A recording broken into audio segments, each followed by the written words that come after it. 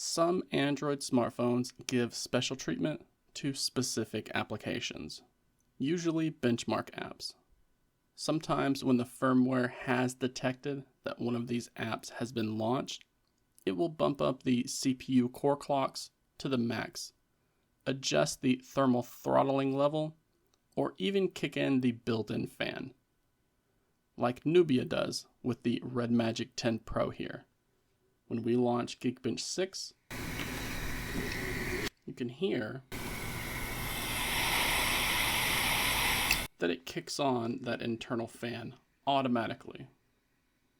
So today, I want to show you how to change the package name of an application.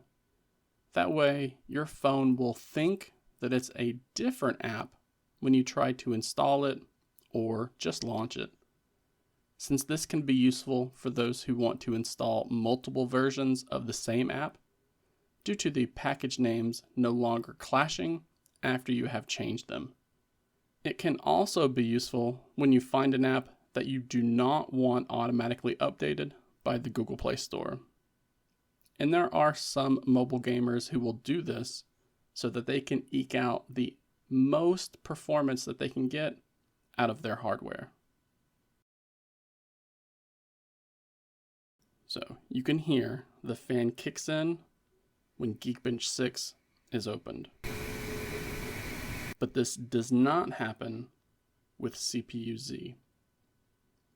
So in today's demo, I'm going to change the package name of CPU-Z to Geekbench 6 and show you that when we launch the modified version of CPU-Z, that it will kick in that built-in fan as well.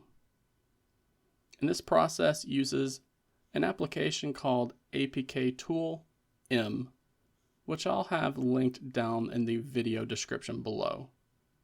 You're also going to need to download the APK file or the bundled APK file for the application that you want to modify.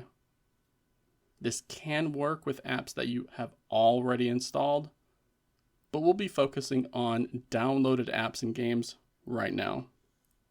So I'm going to go ahead and uninstall Geekbench 6. And then we're going to uninstall CPU-Z. CPU-Z was installed from the Google Play Store, but I have downloaded the APK file for CPU-Z from a website called APK Mirror. So we're going to open the APK Tool M app.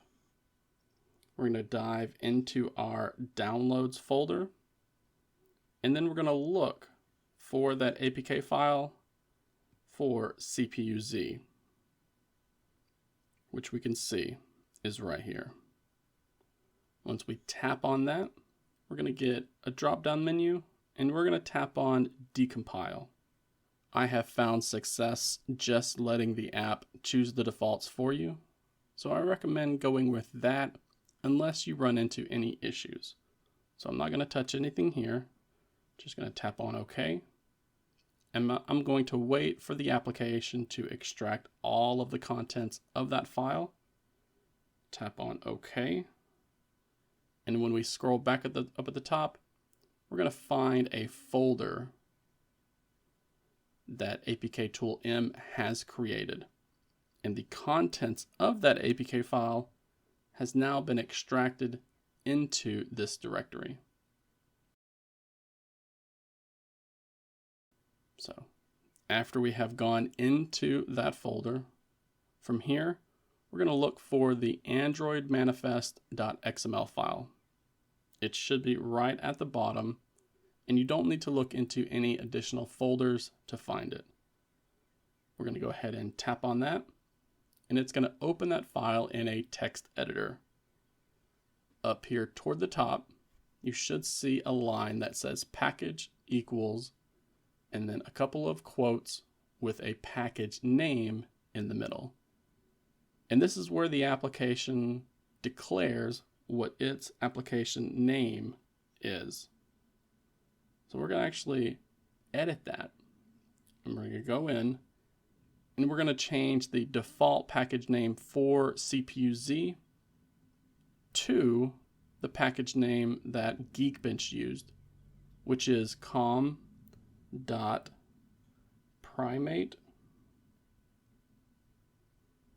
labs.geekbench 6. Now, confirm that you do not have any typos up there. com.primatelabs.geekbench 6. And I've seen that different phones from different manufacturers have different rules for the various benchmark apps.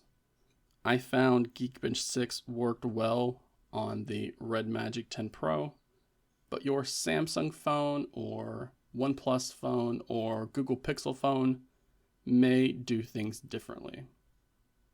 After we have changed that package name, you can tap on the save icon up there at the top, or if you wait a little bit, the file will save automatically.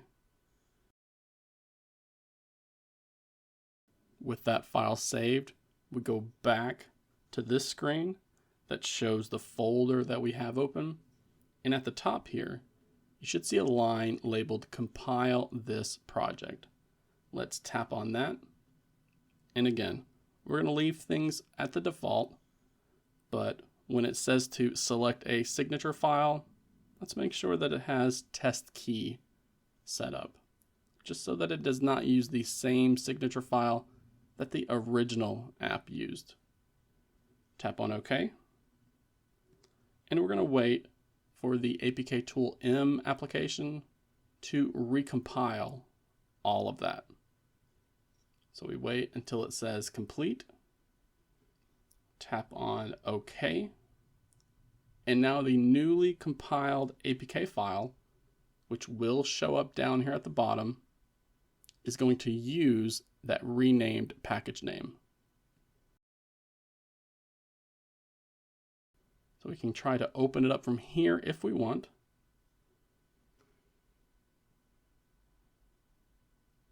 And then we're going to tap on the install option. But if you wanted, you could open this with your favorite file manager application. Tap on install, and we are going to get a Google Play Protect warning because the app has not been registered with the Play Store. And that's because we have just actually edited it. If you want, you can install without scanning, or you can actually just let Google Play Protect scan the app for you. Since it looks safe, we're now going to tap on install, and we're going to let Android sideload that modified APK file. With the app installed, we're going to open it up, and you can hear that built-in fan has kicked in because this phone thinks that this app is now that benchmark app that we were using. There are various apps out there that will show you the package name of the applications you have installed. You can find them in the Play Store by searching for the word package name, and you can use those to check the package name for that new app that you just modified. We just search for CPU, and CPU-Z shows up, except we can see this is using the package name for Geekbench 6, exactly how we edited it in that file. And that's really all there is to it. APK Tool is a desktop application that has been ported to Android, and that's why we are using the APK Tool M application to do this, the mobile port. But you can use the regular APK Tool app and do it on the PC if you wanted. I have seen some people changing the package name of mobile games and game console emulators.